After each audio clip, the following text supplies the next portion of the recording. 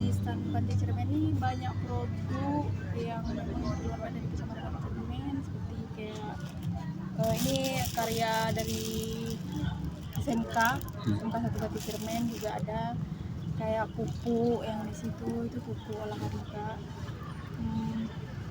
Lagi ada juga karya ini dari Cermen juga. Ini dari barang bekas, dari produk yang ditampilkan oleh Pantai Cermen juga, Pak. Jadi berapa jenis semuanya? Berapa jenis semuanya? Ada apa, Pak? Ada 10. Kayak baju tuh. Ada ini juga, ini dari produk SMK. SMK. Ya. Kalau Di Kara ini khas juga dari Pantai. Ada juga kayak kacang. kacang.